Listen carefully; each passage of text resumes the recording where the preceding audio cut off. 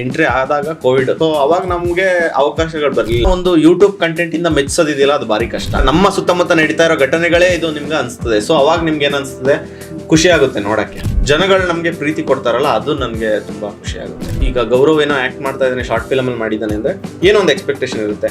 So ನಾನೆಲ್ಲೋ ಒಂದ್ ಕಡೆ market ಇಂದ ಒಳ್ಳೊಳ್ಳೆ ದೇವ್ರಗಳ ಪಾದಗಳಿಗೆ ಹೋಗಿ ಅಲಂಕಾರ ಆಗ್ತಾ ಇದ್ದೀನಿ ಅಂತ ನನ್ಗನ್ಸ್ತಾ ಇದೆ. ಕ್ಯಾಮ್ರಾಗೆ ನೀವು ಮೋಸ ಮಾಡೋಕ್ಕಾಗಲ್ಲ, ಕ್ಯಾಮ್ರಾ ಕಂಡಿಡ್ಬಿಡುತ್ತೆ. ನೀವೇನೋ ಫೇಸಲ್ಲಿ ಏನೋ ಬೇರೆ ಥರ ಇದೆ ನಿಮ್ಮ ರಿಯಾಕ್ಷನ್ ಅಂತ. ಶಾರ್ಟ್ ಫಿಲಮಲ್ಲಿ ನಮ್ಮನ್ನ ಜನ ಮೆಚ್ಕೊಂಡಿದ್ದಾರೆ ಅಂದಮೇಲೆ ಬಿಗ್ ಸಿನಿಮಾದಲ್ಲೂ ಅದೇ ಆ್ಯಕ್ಟಿಂಗ್ ಮಾಡಿದ್ರೆ ಮೆಚ್ಕೊಂತಾರೆ. ನಾವು ನಮ್ಮ ಮನಸ್ಸಲ್ಲಿ ಏನೂ ಇಲ್ಲದೇ ನಾವು ಸೈಡಾಗಿ ಬಂದ್ಬಿಟ್ಟು ಕ್ಯಾಮ್ರಾ ಮುಂದೆ ಬಂದು ಆ್ಯಕ್ಟ್ ಮಾಡಬೇಕಾದ್ರೆ ನಿಮ್ಗೇನು ಅಂದರೆ ಜನರಿಗೆ ಇಷ್ಟ ಆಗುತ್ತೆ. ಒಳ್ಳೆ ಸಿನಿಮಾನ ಯಾವತ್ತೂ ಕೈ ಬಿಟ್ಟಿಲ್ಲ ಜನ. ಕೂಗ್ತಾ ಇದ್ದಾರೆ, ಟೊಮಟೊ ಮುಂಡೆ. ಅಮೃತಾನಂದ್ ಸಿನಿಮಾ ರೆಡಿ ಆಗ್ತಾ ಇದೆ. ಅಂದರೆ ಶೂಟಿಂಗ್ ಆಗಿದೆ, ಮ್ಯೂಸಿಕ್ ಆಗ್ತಾ ಇದೆ.